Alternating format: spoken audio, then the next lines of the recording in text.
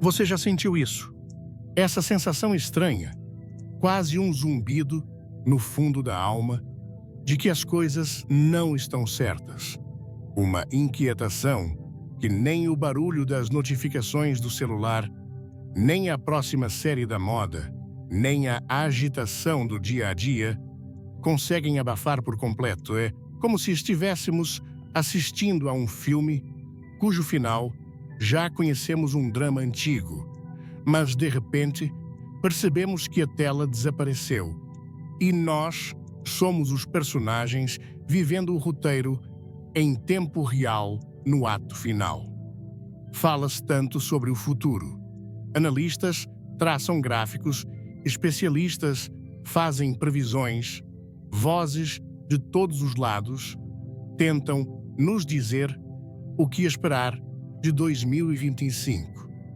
Buscamos segurança em projeções econômicas, em promessas políticas, em avanços tecnológicos. Procuramos por um grande sinal no céu, um evento bombástico que nos diga: é agora, preparem-se. Mas eu quero lhe dizer hoje que a profecia mais assustadora e mais precisa para o nosso tempo não está sendo gritada nos jornais, nem sussurrada nos corredores do poder. Ela não veio dos lábios de um homem moderno. Ela é um alerta silencioso, escrito há quase 2000 anos, em uma carta simples por um homem numa prisão. Palavras que atravessaram impérios, sobreviveram a guerras e revoluções, e que hoje, neste exato momento, parecem mais vivas e relevantes do que nunca. É uma profecia que não fala de mísseis ou de moedas, mas de algo muito mais profundo e perigoso, a condição do coração humano. O grande perigo do nosso tempo não é a falta de informação, mas o excesso de distração. Estamos anestesiados pelo entretenimento sem fim, que nos promete preencher um vazio que só cresce. Anestesiados pela busca incessante de sucesso que nos faz acreditar que nosso valor está no que temos e não em quem somos. Anestesiados pela cultura da autoexposição, onde gastamos mais tempo construindo uma imagem para os outros verem do que cultivando um caráter que Deus possa honrar. E é no meio dessa anestesia coletiva que o alarme de Deus soa e a maioria de nós aperta o botão.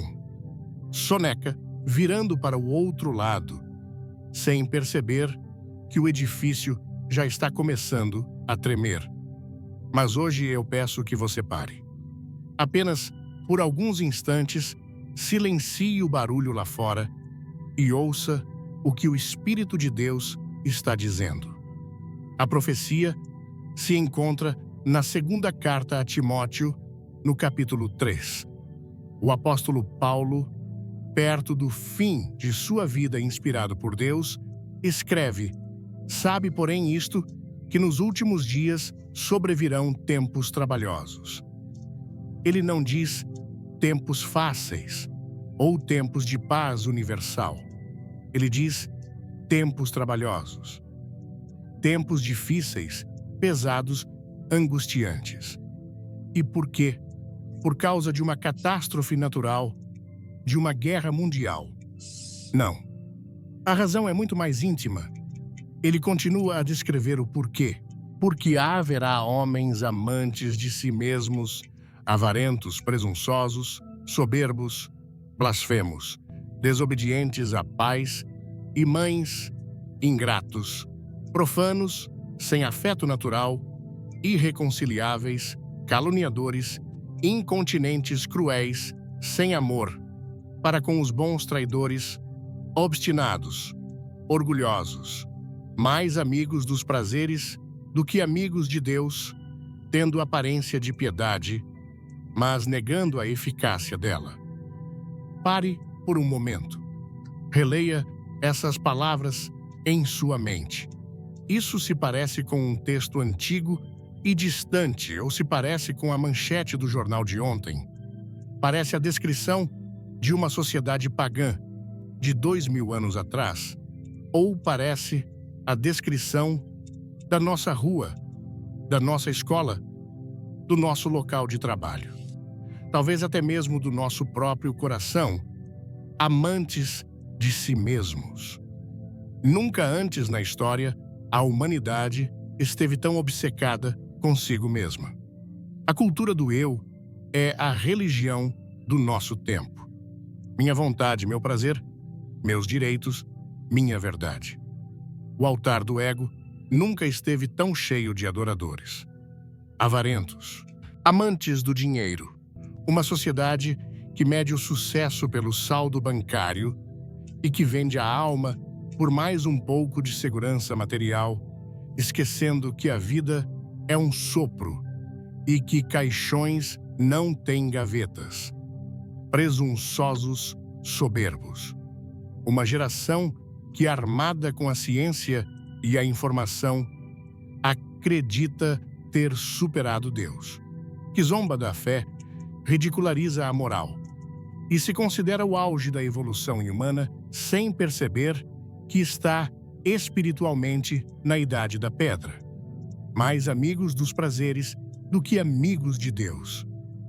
Talvez esta seja a descrição mais dolorosa e precisa. A agenda do fim de semana é mais sagrada que o culto a Deus. O próximo episódio da série é mais esperado que uma palavra do céu. Buscamos freneticamente o prazer para nos distrair da dor de uma vida sem propósito. E então vem o golpe final, a descrição que atinge o coração do mundo religioso, tendo aparência de piedade, mas negando a eficácia dela. Isso fala de uma religião de fachada. Pessoas que carregam a Bíblia, que cantam louvores, que usam a linguagem da fé, mas cujas vidas são completamente desprovidas do poder transformador de Deus. É a casca da religião sem o fruto do Espírito. É a forma sem o poder. É conhecer a letra da lei, mas negar o Senhor da glória em cada decisão diária. Meus amigos, esta não é uma previsão para um futuro longínquo. É um diagnóstico do presente. É um espelho que Deus coloca diante da nossa geração. E a imagem que ele reflete é assustadora, não porque Deus seja um tirano, mas porque ele é justo, e a história nos ensina que essa condição espiritual sempre invariavelmente precede o juízo. Hoje não vamos explorar a opinião de homens. Vamos mergulhar fundo na verdade imutável de Deus. Vamos entender como essa antiga descrição se tornou a realidade gritante do nosso tempo e o que isso significa não para o mundo lá fora, mas para cada um de nós, aqui e agora. Você está preparado para olhar nesse espelho, para deixar de lado as distrações e encarar a verdade nua e crua sobre o tempo em que vivemos? O alerta já foi dado há séculos. A questão que ecoa no silêncio de 2025 é: estamos finalmente dispostos a ouvir? E com esse espelho diante de nós, com essa lista de palavras que parece ter sido escrita com a tinta do nosso próprio tempo, somos forçados a perguntar como chegamos até aqui. Como uma geração com tanto acesso à informação, com tanta liberdade, com tantas bênçãos, se tornou exatamente o que a profecia descreveu. Antes de mergulharmos fundo na resposta, eu quero te fazer um convite rápido, mas importante. Se a mensagem de hoje já começou a falar com você, se você sente essa inquietação que eu mencionei no início, comente aqui embaixo a palavra. A resposta para essa pergunta, a raiz de todo esse colapso, não está na política, na economia ou na cultura.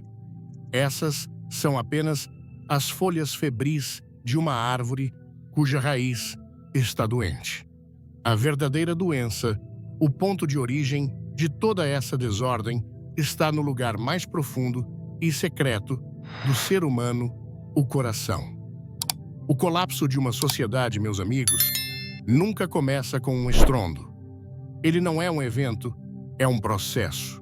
É como a fundação de um grande edifício que começa a sofrer uma infiltração invisível. Por fora, a fachada ainda é imponente, as luzes ainda brilham. As pessoas entram e saem.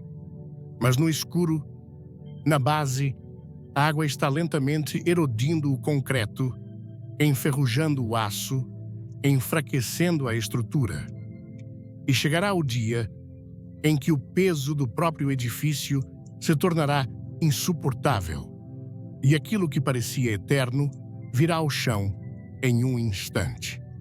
A profecia que lemos não descreve a queda do edifício. Ela descreve a infiltração. Ela nos dá o diagnóstico da erosão espiritual que acontece no coração humano muito antes de as rachaduras aparecerem nas paredes da nossa sociedade. E o mais chocante é que essa erosão não começa com um ato de rebelião declarada contra Deus. Não começa com um punho erguido aos céus em desafio. Começa com algo muito mais sutil, muito mais comum, algo que todos nós aqui, sem exceção, já fizemos. Começa com a ingratidão. O apóstolo Paulo, no livro de Romanos, capítulo 1, nos dá o mapa exato dessa descida espiritual. Ele explica como a humanidade se perdeu. Preste muita atenção, porque esta é a chave de tudo. Ele diz: porque tendo conhecido a Deus, não o glorificaram como Deus, nem lhe deram graças. Aqui está o ponto de partida. O primeiro passo no caminho para a loucura não é o ateísmo, é a indiferença. Não é odiar a Deus, é simplesmente ignorá-lo. É acordar de manhã, respirar o ar que não criamos, sentir o calor do sol que não acendemos, olhar para o rosto das pessoas que amamos, um presente que não merecemos, e simplesmente seguir em frente como se tudo isso fosse um direito nosso. Como se o milagre de um coração que bate 100.000 vezes por dia, sem a nossa permissão, fosse apenas um detalhe biológico. A ingratidão é um veneno lento. Ela sussurra ao nosso coração: você merece, você conquistou, foi o seu esforço.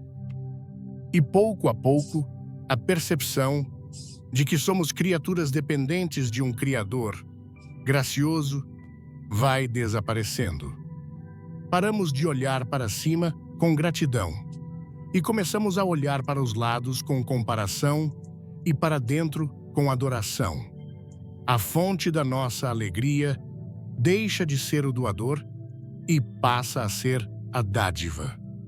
E quando isso acontece, a segunda parte da profecia de Paulo se cumpre. Antes, em seus discursos, se desvaneceram, e o seu coração insensato se obscureceu. Quando o coração se torna ingrato, ele se torna vazio, fútil, cheio de pensamentos inúteis. E um coração vazio e ingrato, inevitavelmente, se torna um coração tolo, um coração insensato. A palavra insensato aqui não significa falta de inteligência. Pelo contrário, nossa geração é talvez a mais inteligente da história. Temos acesso a todo o conhecimento do mundo na palma da nossa mão. Podemos decifrar o genoma, enviar robôs para Marte, criar inteligência artificial. Mas a Bíblia nos mostra uma verdade aterrorizante: é possível ter uma mente brilhante e um coração completamente tolo. A sabedoria não é o acúmulo de informações, é a capacidade de ver a vida da perspectiva de Deus. E quando removemos Deus da equação, quando deixamos de ser gratos, nosso coração, por mais genial que seja, nossa mente fica no escuro. É como ter a lâmpada mais potente do mundo, mas arrancá-la da fonte de energia. Ela ainda existe, ainda tem a capacidade de iluminar, mas por si só é inútil, fria e escura. E o que acontece quando o coração de uma pessoa e depois de uma sociedade inteira se obscurece? Acontece a grande inversão. A bússola moral quebra e o norte passa a apontar para o sul. O profeta Isaías descreveu esse estado com uma precisão assustadora. Ai dos que ao mal chamam bem e ao bem mal, que fazem da escuridão luz e da luz escuridão, e fazem do amargo doce e do doce amargo. Essa é a fotografia da nossa cultura. Vivemos na era da grande inversão de valores, onde tudo o que Deus chamou de santo é ridicularizado e tudo o que ele chamou de abominável é celebrado. Chamamos a arrogância de amor próprio. Chamamos a ganância de ambição saudável. Chamamos a fofoca e a maledicência de ser autêntico e sincero. Chamamos a luxúria e a imoralidade de liberdade de expressão. Chamamos a rebelião contra os pais e a autoridade de empoderamento. Chamamos a preguiça e a falta de responsabilidade de cuidar da saúde mental. Chamamos o aborto, a morte de um inocente, de direito de escolha. Enquanto isso, chamamos a santidade de fanatismo. Chamamos a verdade bíblica de discurso de ódio. Chamamos a humildade de fraqueza. Chamamos a pureza de repressão. Chamamos o temor de Deus de ignorância. O coração insensato não apenas pratica o mal, ele o justifica.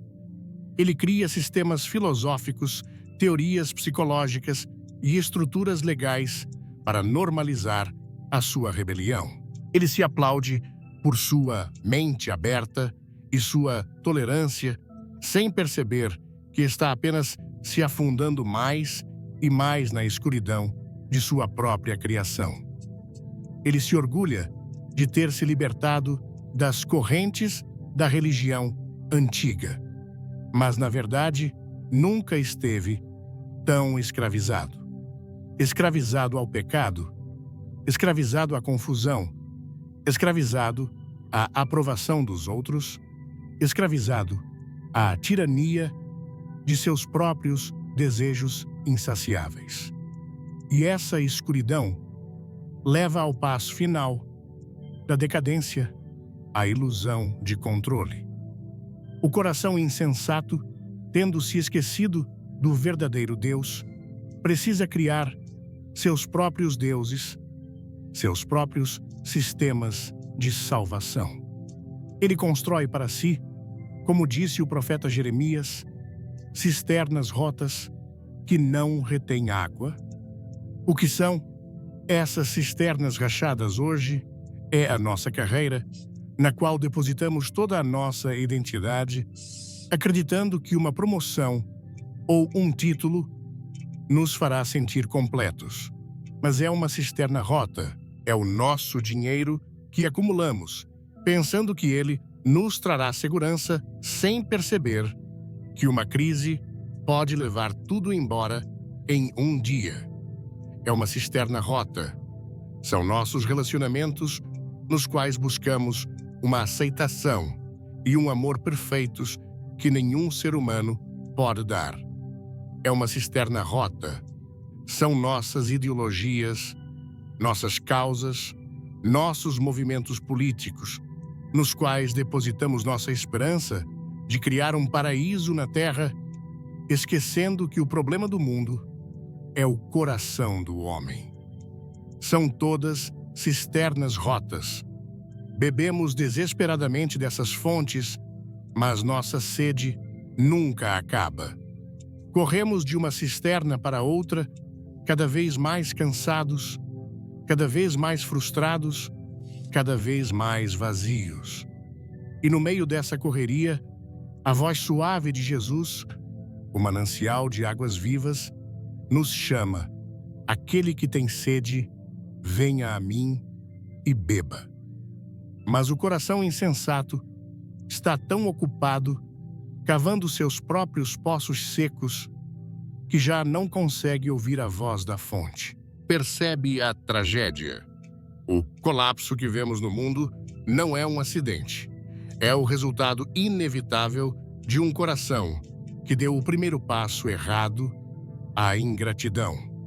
Esse único passo o levou a um caminho de pensamentos fúteis que o mergulhou na escuridão da insensatez, que o fez inverter todos os valores e, finalmente, o deixou morrendo de sede enquanto cava poços de areia. Este é o diagnóstico da profecia. Não é um problema deles, da sociedade lá fora. É um alerta para dentro da minha e da sua alma. Porque essa semente de ingratidão, essa tendência à soberba, essa capacidade de chamar o mal de bem, mora dentro de cada um de nós. A verdadeira questão que essa profecia nos força a encarar hoje não é se a nossa sociedade está doente. A questão é: a infiltração já começou na fundação do meu próprio coração. Eu ainda sei ser grato. A minha mente brilhante está a serviço de um coração sábio ou de um coração insensato. A minha bússola moral ainda aponta para a verdade eterna de Deus. Ou eu já comecei a redesenhar o mapa para justificar meus próprios caminhos. Porque a história da Bíblia nos mostra que o juízo de Deus não começa pela sociedade. Ele começa pela sua própria casa. E antes que possamos entender o que isso significa para o futuro, precisamos ter a coragem de olhar para o nosso presente, para o estado real do nosso coração insensato. E se você pensa que esse diagnóstico do coração insensato é apenas uma teoria, uma ideia filosófica ou talvez um exagero da minha parte, se você acredita que a nossa geração, com toda a sua complexidade, é um caso único na história, eu o convido a viajar comigo no tempo. A palavra de Deus não é apenas um livro de doutrinas, é o álbum de fotografias da humanidade. E ao folhearmos suas páginas, descobrimos, para nosso espanto, que já vimos este filme antes. O roteiro é assustadoramente familiar. Apenas os atores, os cenários e os figurinos mudaram. E antes de abrirmos esse álbum de fotografias da história, eu quero fazer algo com você. Se você está começando a se ver nesse espelho que a palavra de Deus nos mostra, se algo aí dentro está dizendo: isso é verdade. Eu quero que você comente a palavra. Se pensamos que a nossa sociedade está à beira de um colapso moral, estamos enganados. Nós não somos os pioneiros da decadência. A verdade é que estamos apenas seguindo os passos, caminhando sobre as ruínas de civilizações inteiras que tropeçaram exatamente na mesma pedra que está diante de nós. Vamos para a nossa primeira fotografia. Ela é antiga, desbotada, quase pré-histórica. É a imagem do mundo antes do dilúvio. Quando pensamos nessa época, imaginamos um mundo caótico, violento, cheio de monstros. E sim, a Bíblia diz que a maldade do homem se multiplicara sobre a terra. Mas quando Jesus descreve essa geração, ele nos dá um detalhe surpreendente. Ele não foca na violência, ele foca na normalidade. Ele diz: Pois assim, como nos dias anteriores ao dilúvio, comiam, bebiam, casavam e davam-se em casamento até ao dia em que Noé entrou na arca e não o perceberam, até que veio o dilúvio e os levou a todos. Você entende a profundidade disso? O pecado que condenou aquela geração não foi apenas o que eles estavam fazendo de errado, foi o que eles deixaram de fazer. A vida deles era uma busca incessante pela rotina: comer, beber, casar, trabalhar, ganhar dinheiro, planejar o futuro, tirar férias, construir uma família. Não há nada de errado com essas coisas. O problema mortal daquela geração era que a vida deles era apenas isso. Deus havia sido completamente removido da equação. Ele era irrelevante. Eles não eram ateus militantes, eram ateus práticos. Viviam como se Deus simplesmente não existisse.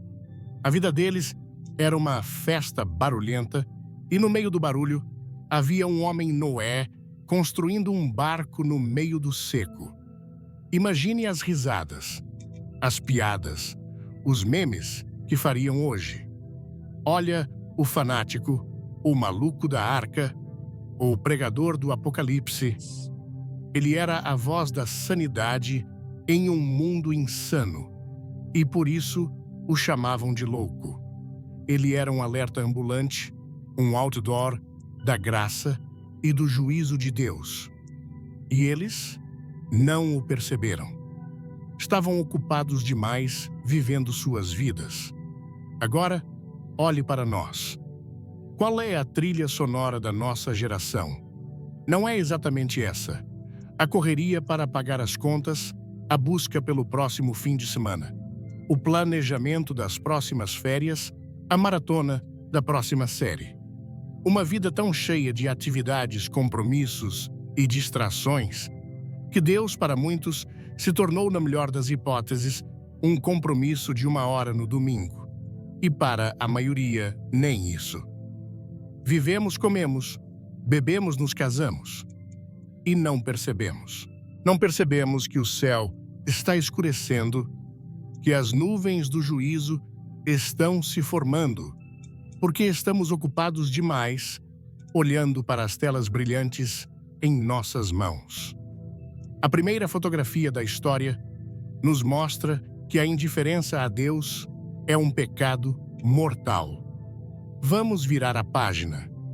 A segunda fotografia é a de uma torre imponente subindo aos céus. A Torre de Babel. Aqui, vemos um retrato não da indiferença, mas da arrogância humana em sua forma mais pura. A humanidade unida por uma só língua decide construir uma cidade e uma torre cujo cume toque os céus. E qual era a motivação deles? Eles dizem: para que façamos para nós um nome, para que não sejamos espalhados sobre a face de toda a terra. Aqui está a essência do humanismo. Façamos para nós um nome, não para a glória de Deus, mas para a glória do homem. É a declaração de independência da humanidade. Nós temos a tecnologia, o tijolo e o betume. Nós temos a unidade. Nós temos a capacidade. Nós não precisamos de Deus. Nós seremos nossos próprios deuses. Nós construiremos nosso próprio caminho para o céu. Nós seremos os donos do nosso destino. Essa é a mesma voz que ecoa em nossos laboratórios, em nossas universidades, em nossos parlamentos hoje.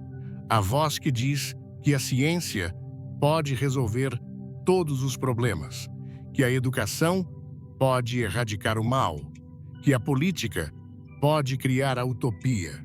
A voz que diz que somos bons demais, avançados demais, inteligentes demais, para precisarmos de um Deus antiquado. Estamos construindo Nossas próprias torres de Babel, com arranha-céus de aço, com redes de fibra óptica e com códigos genéticos. E o nosso lema continua o mesmo: façamos para nós um nome. E como Deus julgou Babel, ele não mandou fogo, ele não mandou um dilúvio. O juízo foi sutil e irônico.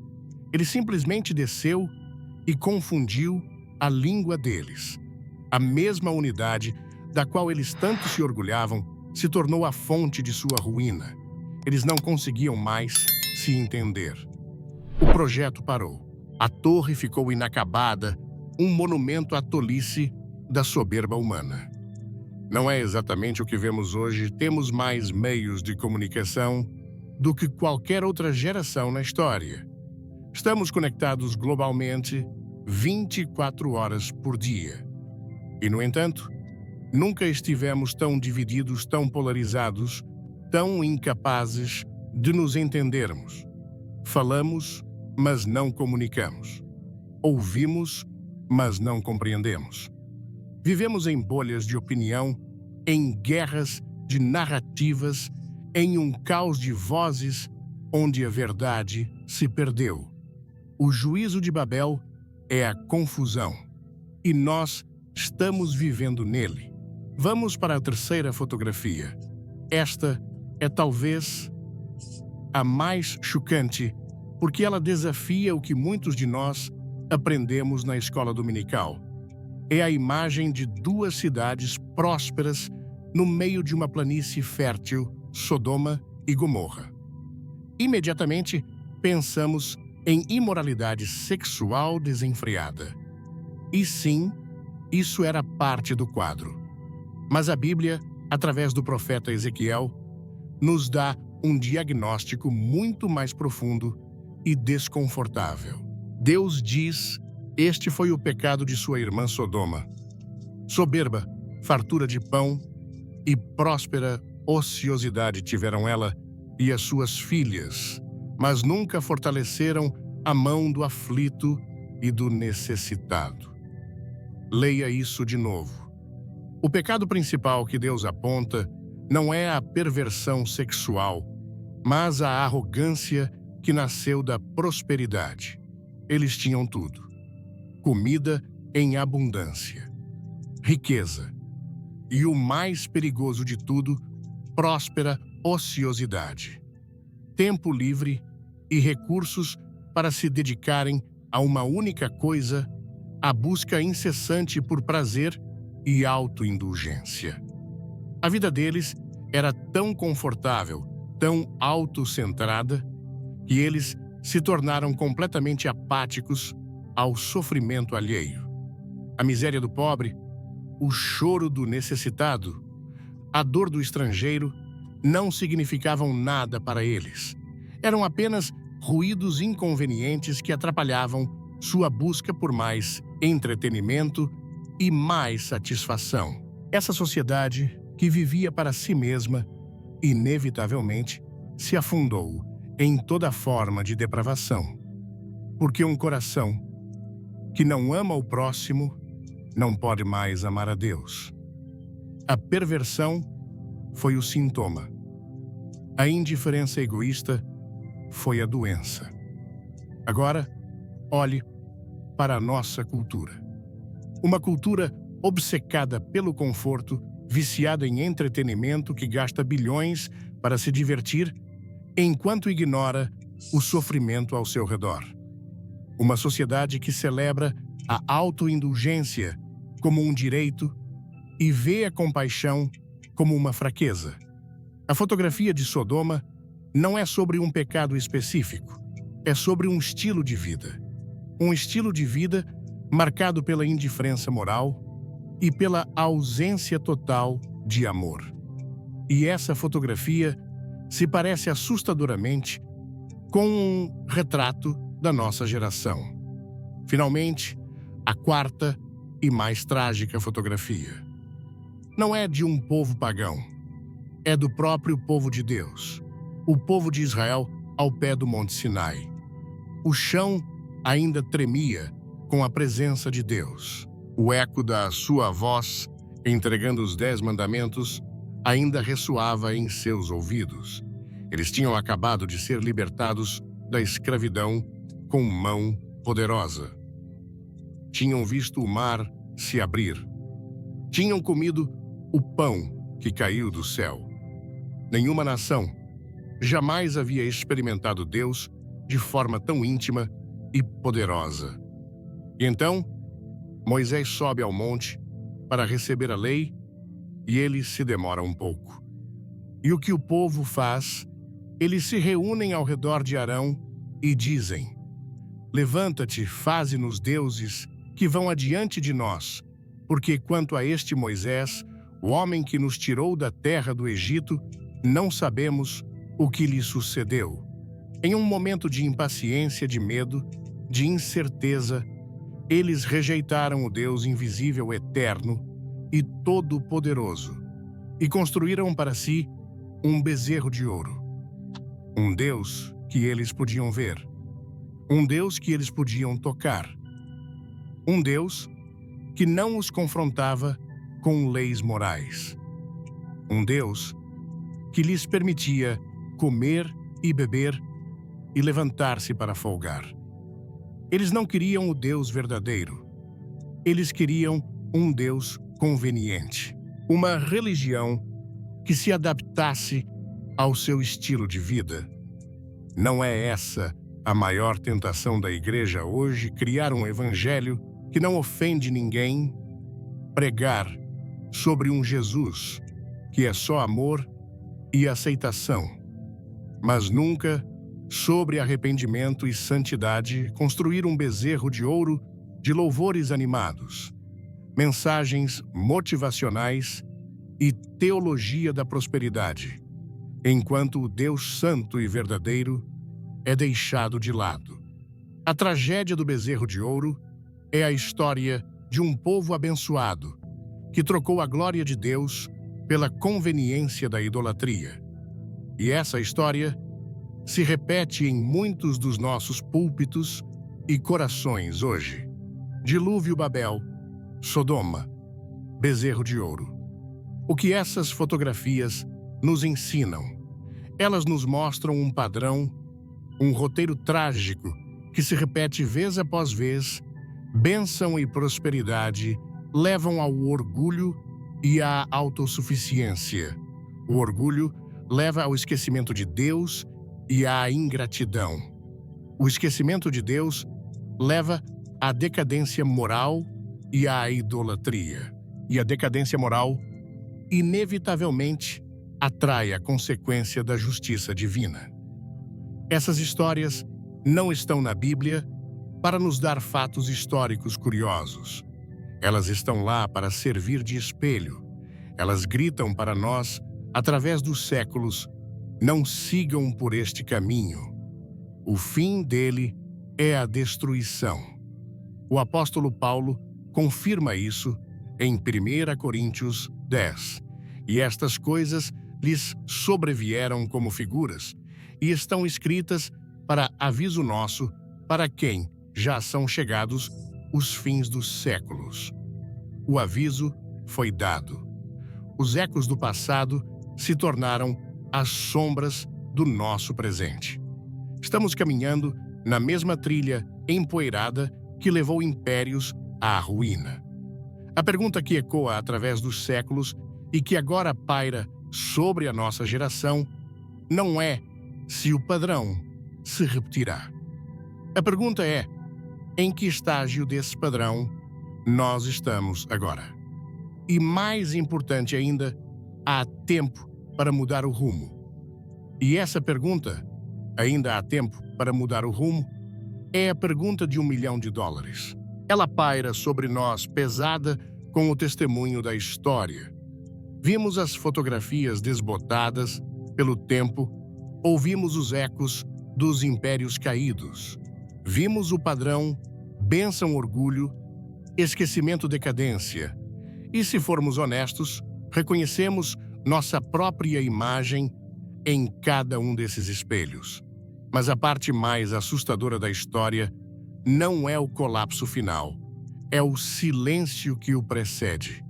E antes de entrarmos nesse silêncio, eu quero que você faça algo. Se esta mensagem está fazendo sentido para você, se você está começando a conectar os pontos entre o passado e o presente, eu quero que você comente a palavra. Muitos de nós, quando pensamos no juízo de Deus, imaginamos algo espetacular, um evento cinematográfico, fogo caindo do céu, como em Sodoma, águas cobrindo a terra, como no dilúvio, trombetas soando, anjos descendo. Esperamos por um estrondo, uma intervenção divina óbvia e inegável, que não deixe margem para dúvidas. E sim, a Bíblia nos diz que haverá um dia de juízo final, um dia de grande manifestação do poder de Deus. Mas a Bíblia também nos revela uma outra forma de juízo, uma forma muito mais sutil, muito mais próxima e infinitamente mais aterrorizante. É um juízo que não começa com um barulho, mas com um silêncio. O silêncio de Deus. É o momento em que Deus, depois de tanto chamar, tanto advertir, tanto esperar por um arrependimento que não vem, simplesmente se afasta. Ele não nos destrói, ele nos entrega. No livro de Oséias, o profeta, falando sobre a teimosia e a idolatria de Israel, registra uma das frases mais tristes de toda a Escritura.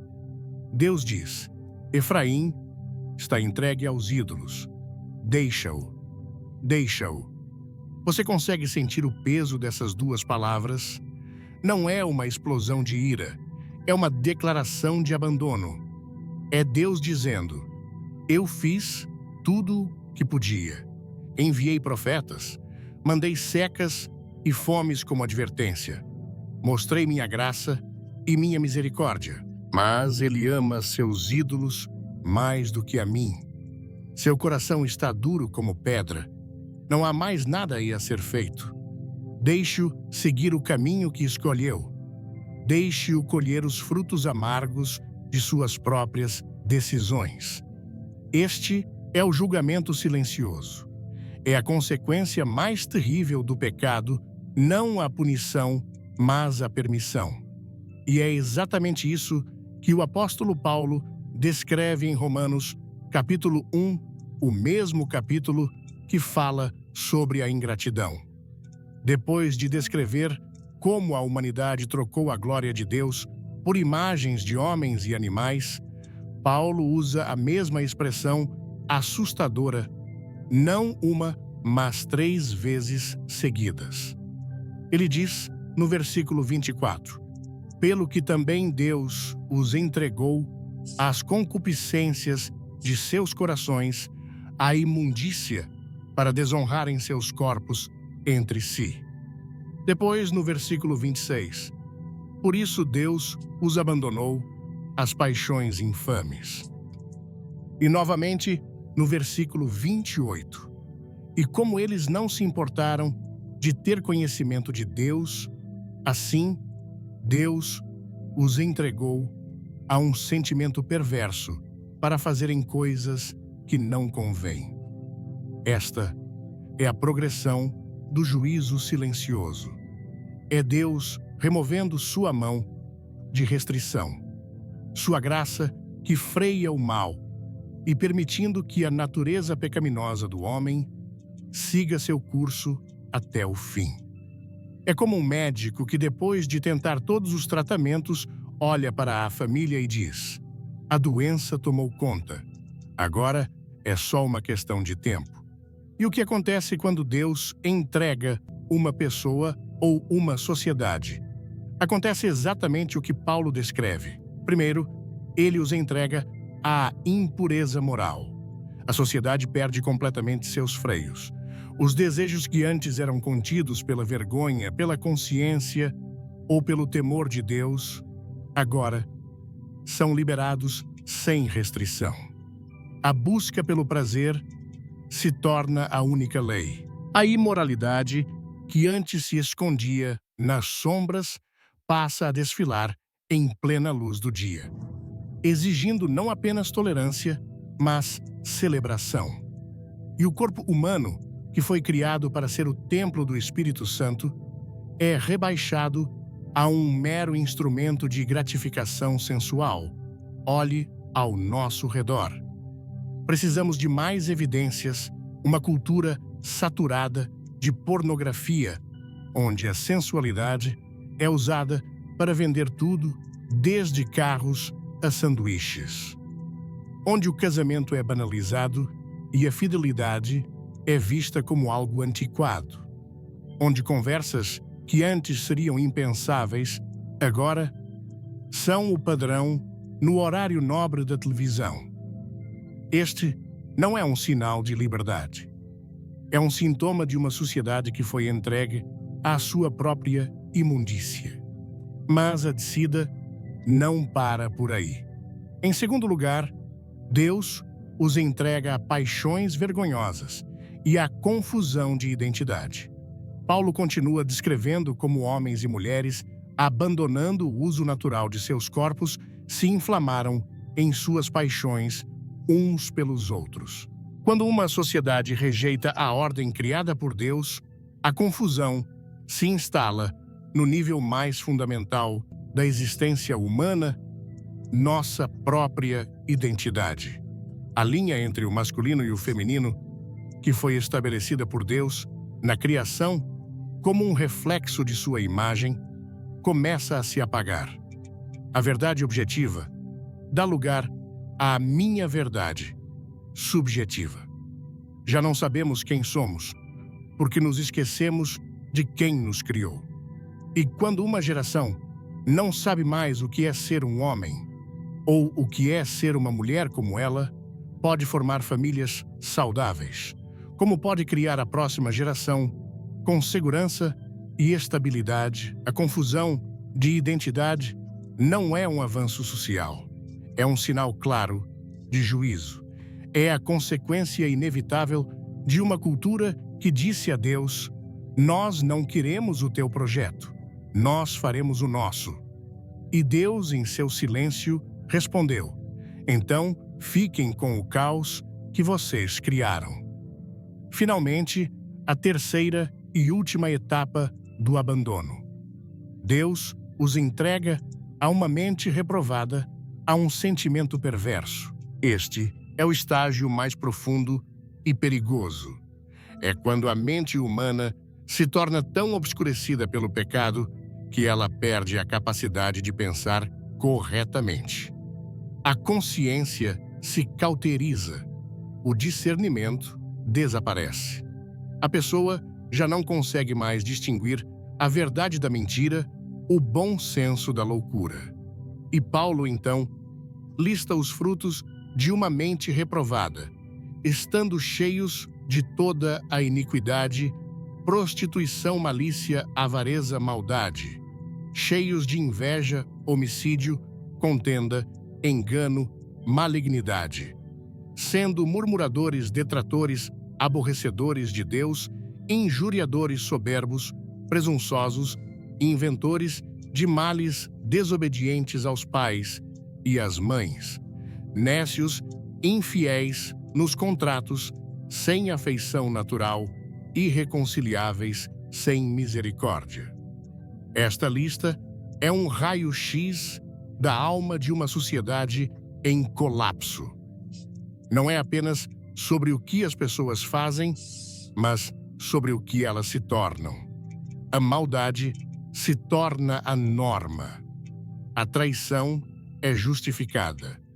A crueldade é aplaudida. A falta de empatia se torna uma virtude. É um mundo onde a lógica é invertida e a insanidade é chamada de sanidade. Vemos isso na forma como tratamos uns aos outros nas redes sociais, com um veneno e um ódio que seriam impensáveis face a face. Vemos isso na quebra da confiança, onde a palavra de uma pessoa já não significa nada. Vemos isso na polarização que nos divide, onde não conseguimos mais ter uma conversa civilizada com quem pensa diferente de nós. A mente reprovada não consegue mais construir pontes, ela só sabe queimar as que existem. E o mais terrível de tudo, diz Paulo, é que aqueles que estão nesse estado não somente as fazem, mas também consentem aos que as fazem. Eles não apenas praticam o mal, mas o aplaudem. Eles criam leis para protegê-lo. Eles produzem entretenimento para celebrá-lo. Eles cancelam e silenciam qualquer um que ouse chamar o mal pelo seu nome. Você entende agora o que é o julgamento silencioso? Não é um relâmpago vindo do céu. É a ausência da luz. É Deus simplesmente permitindo que as trevas que escolhemos nos consumam por completo. É a perda progressiva da nossa humanidade, até que nos tornemos irreconhecíveis reflexos distorcidos da imagem em que fomos criados. E a pergunta que precisa ecoar em nossa alma hoje é esta: onde nós estamos nessa progressão? Como sociedade, parece claro que já estamos descendo por esse abismo há muito tempo. Mas e você, individualmente?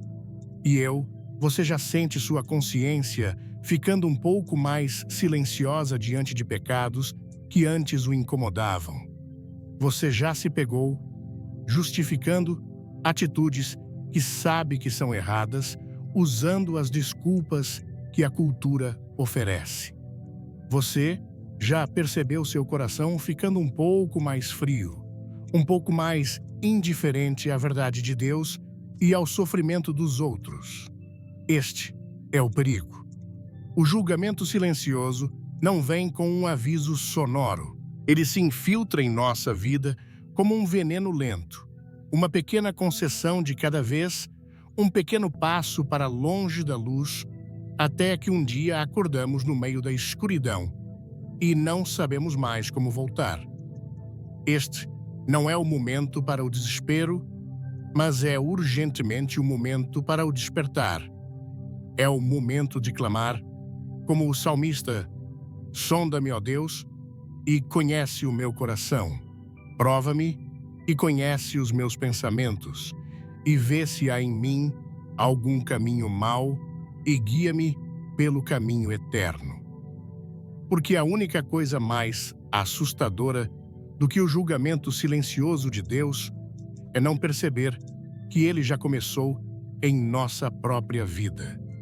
E esse clamor do salmista, sonda-me, ó Deus, é o único antídoto contra o veneno lento do julgamento silencioso. É o grito de uma alma que percebe que está à beira do abismo e reconhece que por suas próprias forças não consegue voltar. Porque quando uma sociedade é entregue por Deus, quando a mente se torna reprovada, ela não se torna um vácuo. Ela não fica vazia. Pelo contrário, ela se enche. Ela se enche de substitutos, de falsos deuses, de ídolos modernos que prometem preencher o vazio deixado pela ausência do Deus verdadeiro. E antes de desmascararmos esses ídolos que competem pelo trono do nosso coração, eu quero te pedir para fazer algo profético. Se você está decidido a não se curvar aos deuses falsos da nossa era, comente a palavra idolatria. Soa antiga, quase primitiva, não é mesmo? Quando a ouvimos, nossa mente viaja para longe, para templos empoeirados, para imagens de pedra e madeira, para rituais estranhos de povos distantes. E é por isso que a idolatria moderna é tão perigosa. Porque ela não se parece com a idolatria antiga. Ela é sofisticada, é intelectual, é tecnológica. Ela não nos pede para nos curvarmos diante de uma estátua.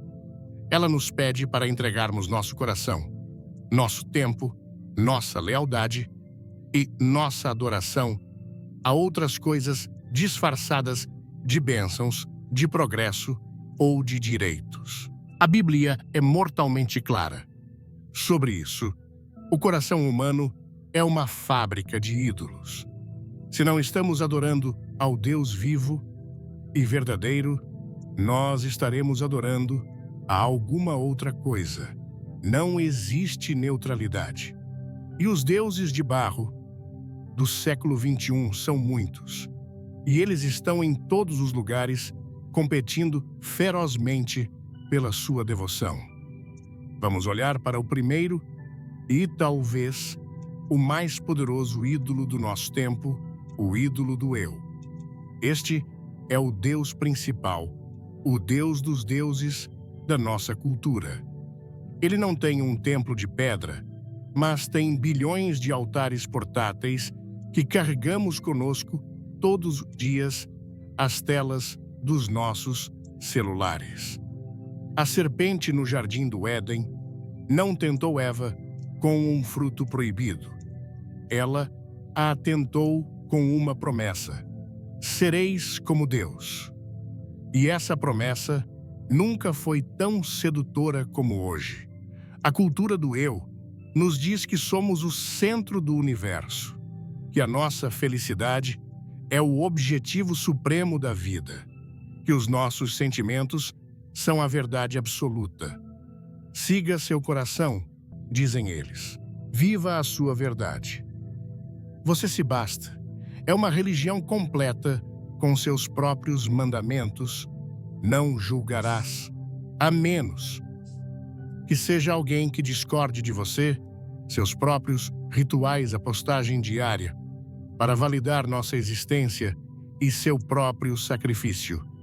Sacrificamos relacionamentos, integridade e paz em nome da nossa realização pessoal. Este ídolo exige adoração constante. Ele se alimenta de likes de seguidores, de elogios. Ele nos torna desesperadamente inseguros, sempre nos comparando com as vidas perfeitamente editadas dos outros. Ele nos torna egoístas, incapazes de nos doarmos em relacionamentos genuínos, porque estamos sempre calculando o que eu ganho com isso. Ele nos torna frágeis, porque ao menor sinal de crítica ou fracasso, nosso Deus interior desmorona.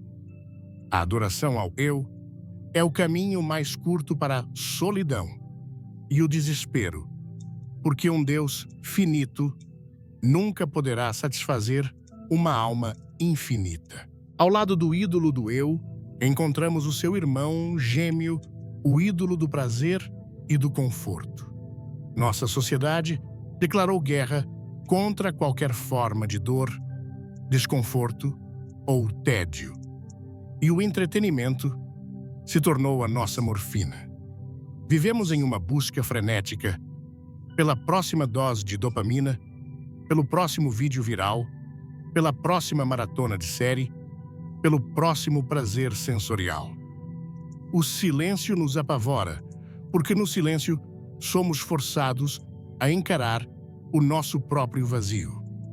Este ídolo nos promete felicidade, mas só nos entrega distração. Ele nos torna superficiais, incapazes de pensar profundamente ou de nos concentrarmos em algo que exija esforço. Ele nos torna impacientes, acostumados com a gratificação instantânea de um clique. Ele nos torna apáticos, porque gastamos toda a nossa energia emocional em personagens fictícios e dramas fabricados, e não nos sobra nada para as pessoas reais ao nosso redor. E o mais sutil, ele nos torna espiritualmente surdos. A voz de Deus é um sussurro suave e tranquilo. Mas como podemos ouvi-la no meio da cacofonia de notificações, músicas e podcasts que preenchem cada segundo do nosso dia? O Deus do entretenimento não nos proíbe de buscar a Deus. Ele simplesmente torna isso impossível, preenchendo todo o espaço disponível em nossa mente e em nosso tempo. Em seguida, temos um ídolo que parece virtuoso, mas é igualmente perigoso, o ídolo do conhecimento e da tecnologia. Vivemos na era da informação. Temos acesso a mais conhecimento do que Salomão jamais sonhou. E isso nos deu uma ilusão de onisciência. Acreditamos que com dados suficientes, com o algoritmo certo, com a tecnologia adequada, podemos resolver todos os problemas da humanidade, a pobreza, a doença, a própria morte. A ciência se tornou para muitos a nova religião e o cientista o novo sacerdote. Não me entenda mal. A ciência e a tecnologia são dádivas de Deus, mas elas se tornam ídolos quando as colocamos no lugar de Deus, quando confiamos mais na nossa capacidade de inovar do que na providência de Deus, quando buscamos a salvação em um laboratório em vez de buscá-la na cruz, quando ensinamos nossos filhos a programar códigos, mas não a orar ao Criador do universo. Este ídolo nos torna arrogantes. Ele nos faz acreditar que somos os mestres do nosso destino, que não precisamos de nenhuma revelação externa, que a razão humana é a medida de todas as coisas. É a mesma arrogância dos construtores da Torre de Babel, só que agora nossas torres são feitas de silício e fibra óptica. E a Bíblia nos adverte: a sabedoria deste mundo é loucura diante de Deus. Por fim, há um ídolo que se infiltra sorrateiramente, até mesmo dentro das igrejas, o ídolo do poder e da influência, muitas vezes disfarçado de relevância ou sucesso ministerial. É a tentação de medir o valor do nosso serviço a Deus pelos padrões do mundo. Número de seguidores, tamanho da igreja, alcance das nossas publicações, convites para pregar em grandes eventos. Começamos com um desejo sincero de servir a Deus, mas lentamente o foco se desloca. Começamos a nos preocupar mais com a nossa marca do que com o nome de Cristo. Começamos a suavizar a mensagem para não ofender, para sermos mais palatáveis para a cultura. Começamos a construir nosso próprio pequeno reino em vez de proclamar o reino de Deus. Este ídolo é sutil porque ele usa a linguagem da fé. Ele nos diz que estamos fazendo tudo para a glória de Deus, mas no fundo do nosso coração sabemos que a glória que buscamos é a nossa. Jesus nos deu o antídoto para este ídolo quando disse: aquele que quiser ser o maior entre vós, seja esse o que vos sirva. O caminho do reino não é o da autopromoção, mas o da autonegação. Eu, prazer, conhecimento, poder. São apenas alguns dos deuses de barro que competem pelo trono do seu coração. E o profeta Jeremias, há milhares de anos, descreveu perfeitamente a nossa condição. Ele disse, falando em nome de Deus: porque o meu povo fez duas maldades a mim. Me deixaram um manancial de águas vivas e cavaram cisternas rotas que não retêm águas. Esta é a imagem da idolatria. É a troca mais insensata do universo. É ter acesso a uma fonte infinita de água pura, cristalina e viva. E escolher, em vez disso, passar a vida cavando desesperadamente no chão seco, com as unhas e as mãos, tentando encontrar uma gota de água em um poço rachado e empoeirado. Toda vez que você busca sua identidade no que os outros pensam de você, em vez de buscar no que Deus diz que você está cavando uma cisterna rota.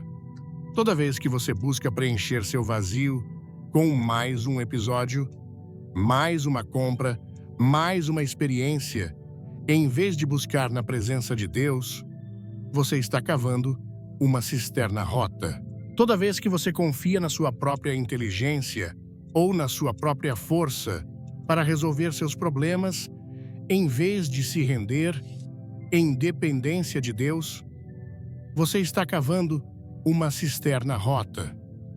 E a tragédia é que essas cisternas não apenas nos deixam com sede, elas nos escravizam. O que você adora, você se torna. Adore a si mesmo e você se tornará egoísta e solitário. Adore o prazer e você se tornará um escravo de seus impulsos. Adore o dinheiro e você viverá em constante ansiedade e medo. Deus não proíbe a idolatria porque ele é um tirano ciumento. Ele a proíbe porque ele é um pai amoroso que sabe que os ídolos sempre prometem vida, mas só entregam a morte. Ele nos criou para ele, e nosso coração andará inquieto, sedento e exausto, até que ele encontre descanso nele. A pergunta, então, não é se você é um adorador. Você é. Fomos criados para adorar. A pergunta é: o que ou quem está sentado no trono do seu coração? Qual é o ídolo para o qual você está entregando seu tempo, sua energia, sua lealdade? Seja honesto, não diante de mim, mas diante do Deus que sonda os corações. Porque o primeiro passo para a libertação é reconhecer as correntes. E só quando admitimos que estamos morrendo de sede, cavando poços secos, é que podemos finalmente ouvir o convite daquele que é a água viva e correr para a fonte. E esse convite para correr para a fonte, para abandonar nossas cisternas rotas, não é apenas um chamado individual para uma vida melhor. É uma questão de sobrevivência espiritual. Porque a idolatria que diagnosticamos em nosso próprio coração não é um fenômeno isolado.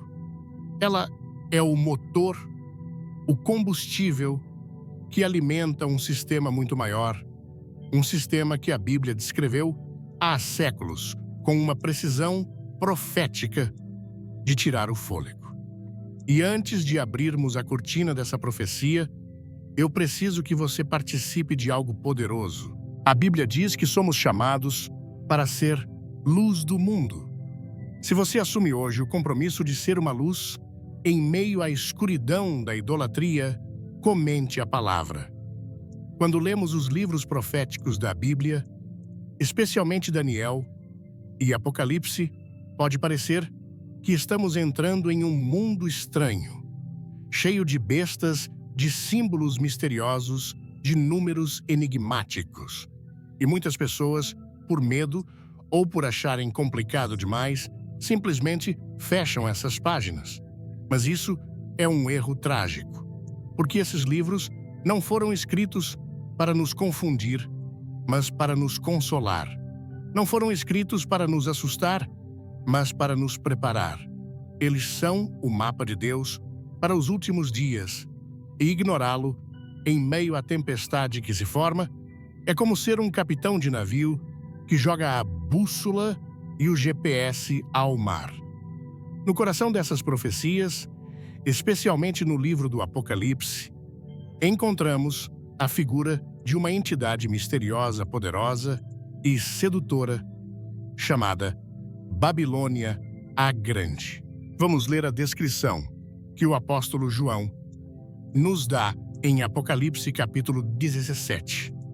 Ele vê uma mulher assentada sobre uma besta de cor escarlate.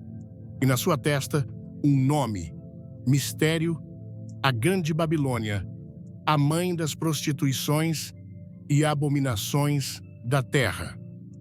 O que é essa Babilônia? É importante entender que a Bíblia daqui não está falando de uma cidade literal no Iraque. Babilônia, na linguagem profética, é um código, é um símbolo. Ela representa um sistema mundial, um espírito que permeia a cultura global. É a personificação de toda a rebelião humana contra Deus que começou naquela Torre de Babel. É o sistema do homem, construído sobre a arrogância, a idolatria e a busca pelo poder em oposição direta ao reino de Deus, que é construído sobre a humildade, a adoração e o serviço. Agora, veja como João descreve a influência dessa Babilônia. Ele diz que ela está assentada sobre muitas águas, o que o anjo explica mais tarde, que significa povos e multidões e nações e línguas.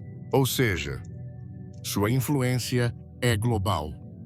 Ela não está restrita a um único lugar. Ele diz que os reis da terra se prostituíram com ela e os que habitam na terra se embebedaram com o vinho da sua prostituição. O que é esse vinho é a sua cultura. São suas ideias. São seus valores. A Babilônia é um sistema que exporta sua visão de mundo para todas as nações. Ela seduz os líderes com promessas de poder e riqueza, prostituição política e econômica e entorpece as massas com um coquetel viciante de materialismo, imoralidade e entretenimento, o vinho da sua prostituição. As pessoas bebem desse vinho e ficam embriagadas, incapazes de pensar com clareza, perdidas em uma névoa de engano e prazer. Isso soa familiar. Pense no mundo em que vivemos. Uma cultura globalizada, onde os mesmos filmes, as mesmas músicas, as mesmas modas, as mesmas ideologias são consumidas em Tóquio, em São Paulo, em Paris e em Joanesburgo. Uma cultura que, em sua esmagadora maioria, promove exatamente os ídolos que acabamos de identificar: o culto ao eu, a obsessão pelo prazer, a arrogância do conhecimento humano, a busca pelo poder. É um sistema que nos diz de mil maneiras diferentes todos os dias. Você não precisa de Deus. A felicidade está na próxima compra. O propósito está na sua carreira. A liberdade está em fazer o que você quiser, quando quiser, com quem quiser. Este é o vinho da Babilônia. E a verdade dolorosa é que todos nós, em algum momento, já bebemos dele. Todos nós já fomos, em alguma medida, seduzidos por suas promessas. O capítulo 18 do Apocalipse nos dá ainda mais detalhes sobre o caráter desse sistema. Ele é descrito como um grande centro de comércio mundial. A Bíblia diz que os mercadores da terra se enriqueceram com a abundância de suas delícias. É um sistema capitalista levado ao extremo, onde o lucro é o Deus supremo e o consumo é o principal ato de adoração. A lista de mercadorias que ela comercializa é vasta, incluindo ouro-prata, pedras preciosas, sedas, especiarias. E no final da lista, a mercadoria mais trágica de todas: corpos e almas de homens. A Babilônia é um sistema que coisifica as pessoas. Ela nos transforma em consumidores a serem explorados e em produtos a serem vendidos. Ela vende nosso corpo através da indústria da beleza e da pornografia. E ela vende nossa alma, prometendo um paraíso material em troca da nossa lealdade e da nossa adoração. Este sistema parece invencível, parece eterno. Os reis, os mercadores, as pessoas comuns, todos dependem dele. Todos participam dele. Ele é o jeito como as coisas são. Tentar viver fora dele parece loucura, parece impossível, mas é exatamente aqui que a profecia bíblica nos dá a nossa bússola e a nossa esperança. Porque em meio à descrição do poder e da glória da Babilônia, uma voz troveja do céu com uma clareza inconfundível. Uma voz que todo cristão, em todo o mundo, precisa ouvir hoje com o máximo de urgência. Apocalipse 18, versículo 4.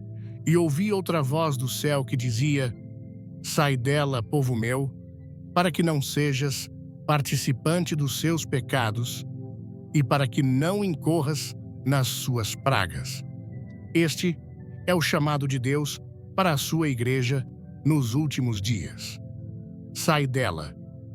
Sair de onde Deus não está nos chamando para nos mudarmos para uma montanha e vivermos isolados. Babilônia não é um lugar geográfico, é um sistema de valores. Sair dela é um ato do coração, é uma declaração de independência espiritual. Sair dela significa parar de beber do seu vinho. Significa desligar o fluxo constante de entretenimento e propaganda que tenta moldar nossa mente e nos embriagar com o engano. Significa começar a filtrar tudo o que vemos, ouvimos e lemos através da peneira da palavra de Deus. Sair dela significa parar de amar o seu sistema. Significa resistir à sedução do materialismo e do consumismo. Significa aprender a viver com contentamento, a encontrar nossa alegria em Deus e não nas coisas. Significa usar nosso dinheiro não para construir nosso próprio império, mas para avançar o reino de Deus. Sair dela significa parar de pensar como ela. Significa rejeitar sua definição de sucesso, de beleza, de amor, de identidade. Significa ter a coragem de ser diferente, de pensar diferente, de viver segundo um conjunto de valores que o mundo chama de loucura. Significa renovar nossa mente com a verdade de Deus para que não sejamos mais conformados com este século. Este é um chamado radical. É um chamado para sermos peregrinos e forasteiros neste mundo. É um chamado para sermos uma contracultura do reino. E a razão para esse chamado é dupla e urgente. Para que não sejas participante dos seus pecados e para que não incorras nas suas pragas. Primeiro, o pecado. É impossível viver como um cidadão leal da Babilônia sem se contaminar com seus valores e práticas. Você não pode amar o mundo e amar a Deus ao mesmo tempo. Você não pode servir a Deus e ao dinheiro. A amizade com o sistema babilônico é inimizade contra Deus. Precisamos escolher de que lado estamos. Segundo as pragas, a profecia é absolutamente clara. Por mais poderosa que a Babilônia pareça, seu fim é certo e sua destruição será súbita e total. O mesmo capítulo 18 diz: porque os seus pecados se acumularam até ao céu, e Deus se lembrou das iniquidades dela. Portanto, num dia virão as suas pragas, a morte, e o pranto e a fome, e será queimada no fogo. Porque é forte o Senhor Deus que a julga. O sistema que parece tão sólido, tão grande demais para quebrar, vai desmoronar. E Deus, em sua misericórdia, está nos alertando, como alertou Ló para sair de Sodoma. Saiam daí antes que seja tarde demais. Não olhem para trás. Não se apeguem a um sistema que já está condenado. As profecias não foram escritas para que possamos fazer gráficos e tentar adivinhar o dia e a hora. Elas foram escritas para nos dar discernimento, para que possamos olhar para o mundo não com os olhos da mídia, mas com os olhos de Deus, para que possamos identificar o espírito da Babilônia operando ao nosso redor, e para que possamos tomar a decisão mais importante da nossa vida, a quem daremos nossa lealdade: ao sistema do homem, que promete tudo e entrega o pó, ou ao reino de Deus, que exige tudo, mas nos entrega a vida eterna. O chamado profético está ecoando hoje com mais força do que nunca.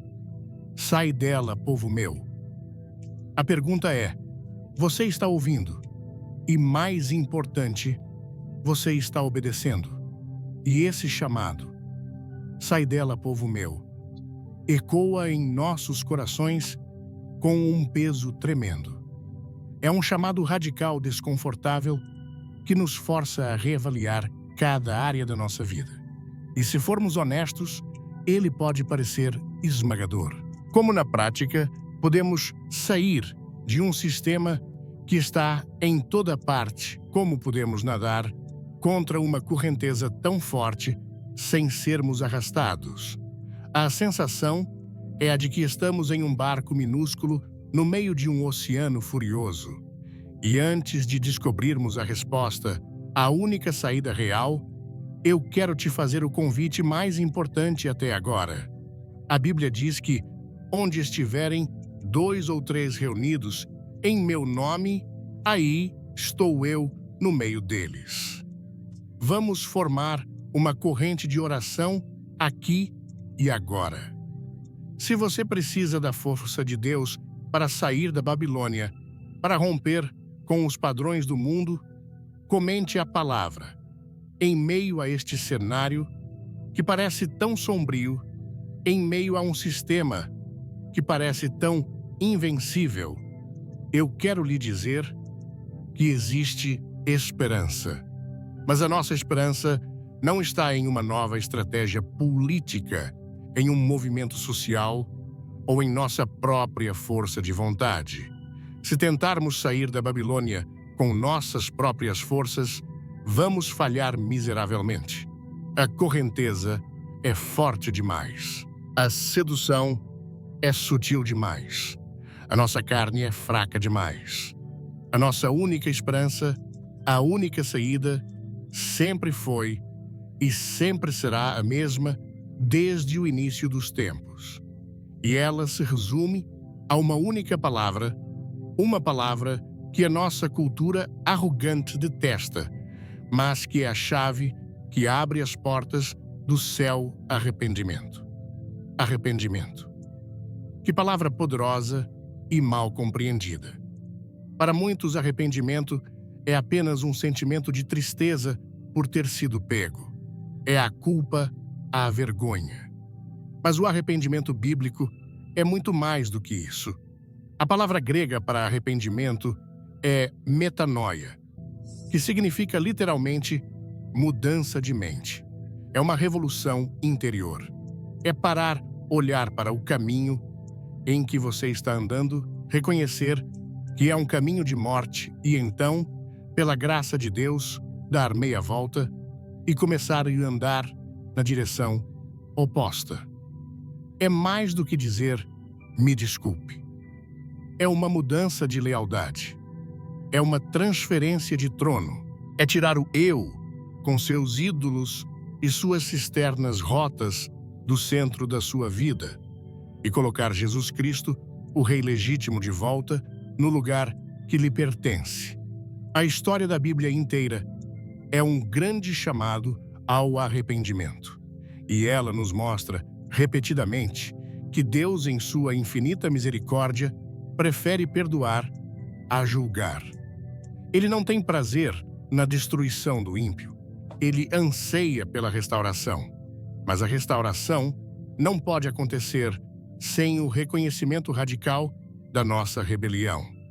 Pense na história de Nínive, que já mencionamos.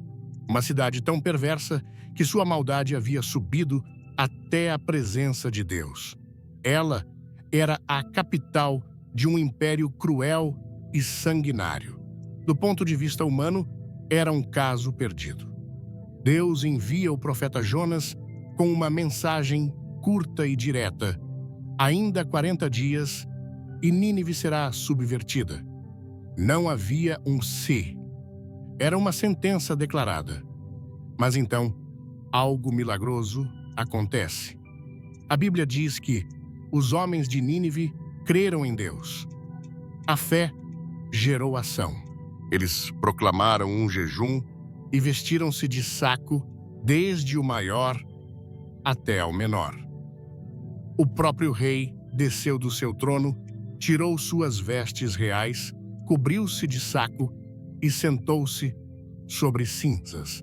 Ele emitiu um decreto para que todos, até mesmo os animais, clamassem a Deus com fervor e se convertessem de seus maus caminhos. Aquilo não foi um ato religioso superficial. Foi um quebrantamento nacional. Foi uma metanoia coletiva. E qual foi o resultado? A Bíblia diz: "E Deus viu as obras deles como se converteram do seu mau caminho. E Deus se arrependeu do mal que tinha dito que lhes faria e não o fez." Que esperança gloriosa! O juízo que já estava decretado foi suspenso. A sentença que já estava assinada foi cancelada. Por quê? Por causa do poder do arrependimento genuíno. O mesmo chamado que ecoou pelas ruas de Nínive ecoa para a nossa geração hoje. Não é um chamado para apontarmos o dedo para a corrupção lá fora, no governo ou na sociedade. É um chamado para começarmos aqui dentro, em nosso próprio coração. E principalmente dentro da casa de Deus. O profeta Pedro nos adverte que já é tempo que comece o julgamento pela casa de Deus. A mudança de uma nação não começa no palácio presidencial. Começa no púlpito e nos bancos da igreja. E é por isso que a promessa mais poderosa de cura nacional em toda a Bíblia, a promessa de 2 Crônicas 7:14, não é dirigida ao mundo, mas ao povo de Deus. Ouça com atenção cada condição desta promessa. "E se o meu povo, que se chama pelo meu nome..." Deus não está falando com os incrédulos. Ele está falando com você e comigo, com aqueles que se dizem cristãos. A responsabilidade é nossa. A primeira condição: se humilhar. A cura começa com o fim da nossa arrogância. É admitir que erramos o caminho. É parar de culpar os outros e reconhecer nossa própria cumplicidade com o sistema da Babilônia. É descer do nosso trono de autojustiça como o rei de Nínive e nos cobrirmos com o saco da humildade. E segunda condição, e orar, é reconhecer nossa total dependência de Deus. É parar de confiar em nossas estratégias, em nossos programas, em nossa própria sabedoria e clamar desesperadamente por socorro. Não uma oração formal de 5 minutos, mas uma busca fervorosa, um clamor que brota de um coração quebrantado. A terceira condição: e buscar a minha face. Isso é mais do que orar pedindo coisas. É buscar a Ele. É desejar a presença de Deus mais do que as suas bênçãos. É realinhar nossos afetos. É voltar ao nosso primeiro amor. É desligar o barulho do mundo para poder ouvir o seu sussurro novamente. E a quarta e mais difícil condição: e se converter dos seus maus caminhos. Esta é a prova do verdadeiro arrependimento. Não adianta se humilhar, orar e buscar a face de Deus se depois voltamos a andar nos mesmos caminhos de pecado e idolatria. A conversão exige ação. É abandonar o ídolo do eu, do prazer do dinheiro. É parar de beber o vinho da Babilônia. É dar a meia volta à metanoia. E qual é a promessa de Deus se o seu povo cumprir essas 4 condições? Pois então, eu ouvirei dos céus e perdoarei os seus pecados e sararei a sua terra.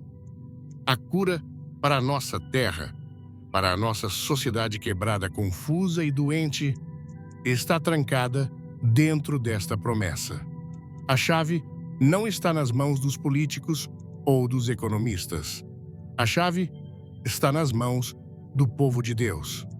A questão é, estamos dispostos a usá-la?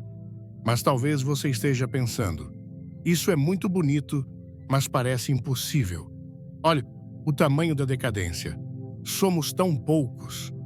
O que a oração de um pequeno grupo pode fazer contra um sistema tão poderoso? É aqui que entra o segundo pilar da nossa esperança, o princípio do remanescente. Ao longo de toda a história bíblica, mesmo nos tempos de maior apostasia e escuridão, Deus sempre preservou para si um povo fiel, um remanescente. No tempo de Noé, em meio a uma geração inteira corrompida, havia uma família. No tempo do profeta Elias, quando ele achava que estava completamente sozinho, Deus lhe disse: conservei para mim 7.000 homens que não dobraram os joelhos a Baal. 7.000. No tempo do exílio na Babilônia, havia um Daniel, um Sadraque, um Mesaque e um Abednego, que se recusaram a se contaminar. O remanescente não é definido pelo número, mas pela consagração. Não é sobre a quantidade, mas sobre a qualidade da sua fé. São aqueles que, como diz o chamado do Apocalipse, decidiram sair dela. São aqueles que se recusam a dobrar os joelhos aos ídolos modernos. São aqueles que choram pelos pecados da nação e se colocam na brecha em intercessão. São aqueles cuja lealdade a Cristo está acima de qualquer outra lealdade. Você não precisa de uma nação inteira para começar uma revolução espiritual. Você precisa de um remanescente quebrantado, humilhado e consagrado. A história nos mostra que Deus usa o pequeno para confundir o grande, o fraco, para envergonhar o forte. A única saída, portanto, é dupla. É o arrependimento que nos leva a nos humilharmos e a nos convertermos. E é a nossa disposição de fazer parte do remanescente fiel que Deus está levantando nestes últimos dias. Esta é a nossa esperança. A história não precisa terminar em desastre. O juízo não precisa ser a palavra final.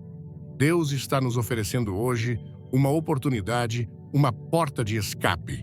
Mas essa porta tem o nome de arrependimento e o caminho para ela exige a coragem de ser parte do remanescente.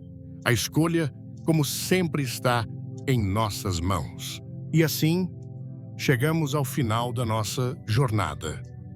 Viajamos através das páginas empoeiradas da profecia, olhamos nos olhos das civilizações caídas, diagnosticamos a doença do coração humano, desmascaramos os ídolos que nos seduzem e finalmente encontramos a única porta de esperança, o arrependimento e o chamado para fazer parte do remanescente fiel de Deus.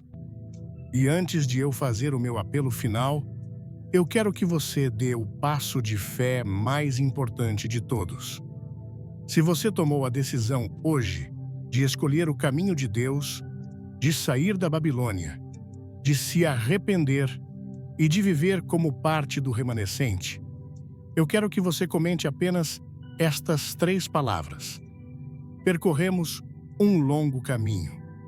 E no final, tudo se resume a este momento, a este lugar, a você.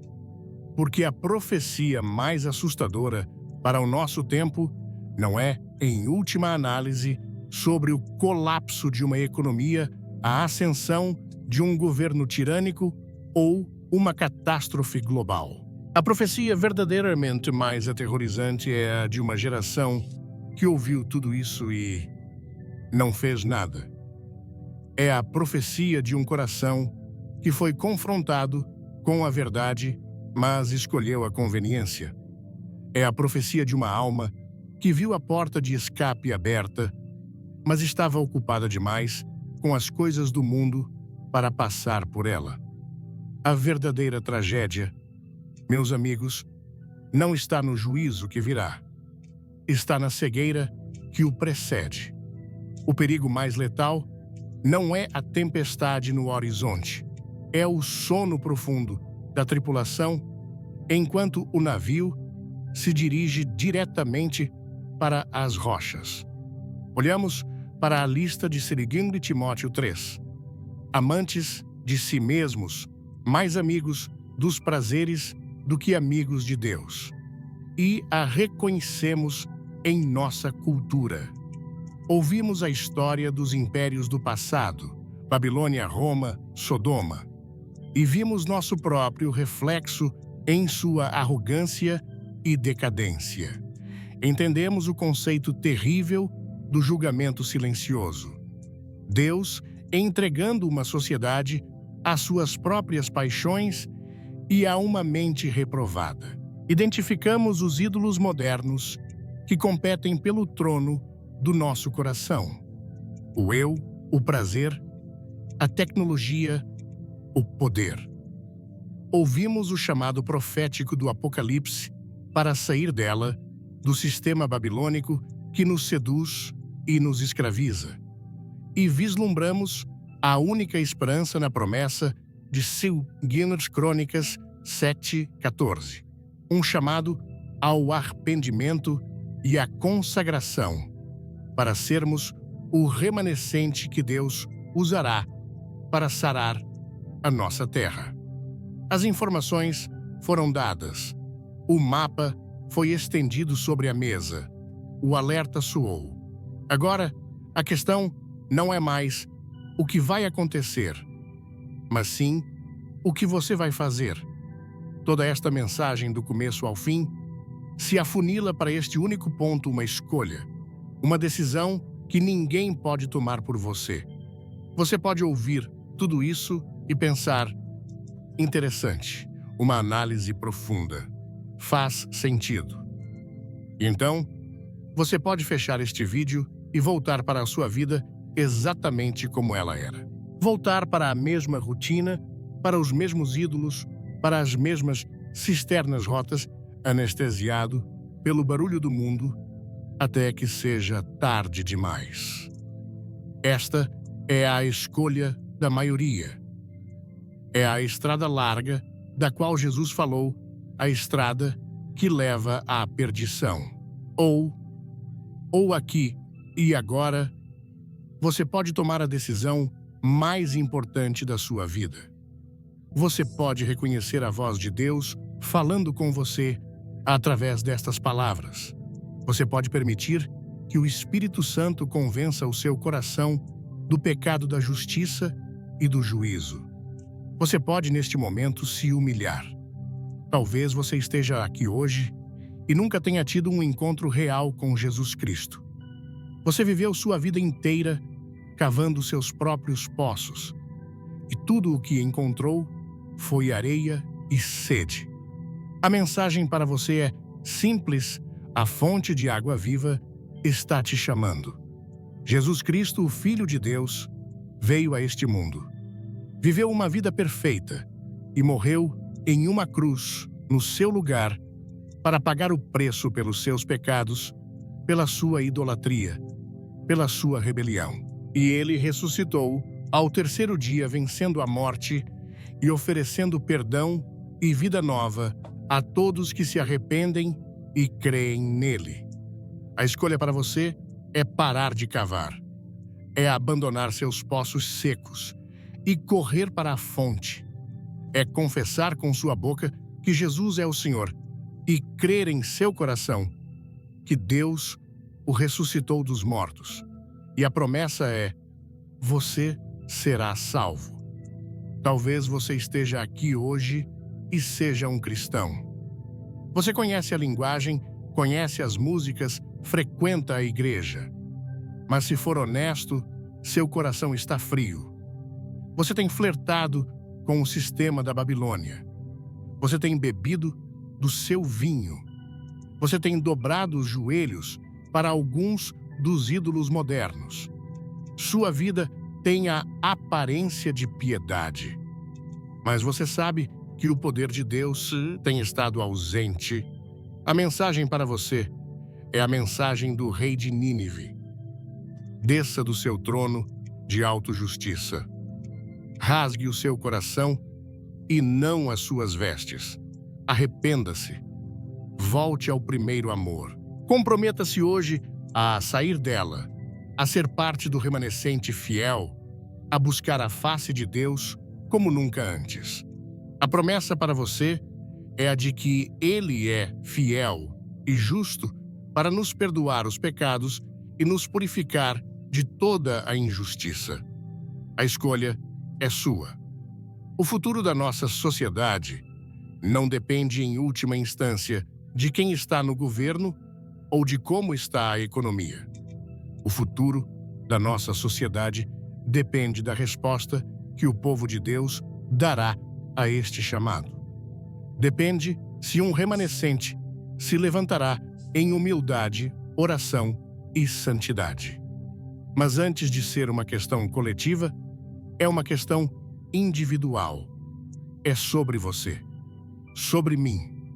Não podemos mudar o mundo inteiro, mas podemos entregar o nosso próprio coração por completo a Deus. A profecia mais assustadora não é a que prediz a destruição, é a que anuncia o juízo sobre uma nação, sobre uma geração que teve acesso à verdade, mas a rejeitou, que conheceu o nome de Deus, mas o trocou pelos seus ídolos modernos, que foi abençoada como poucas, mas não se humilhou. Não deixe que essa seja a história da sua vida. Hoje Deus coloca diante de você, como colocou diante de Israel há milênios. Veja que hoje te tenho proposto a vida e o bem e a morte e o mal. Os céus e a terra tomo hoje por testemunhas contra ti, de que te tenho proposto a vida e a morte, a bênção e a maldição. E então vem o apelo amoroso de um pai. Escolhe, pois, a vida, para que vivas tu e a tua semente. A hora é avançada. O relógio profético está em marcha. A porta da graça ainda está aberta, mas ela não ficará aberta para sempre. Escolha hoje. Escolha agora. Escolha a vida.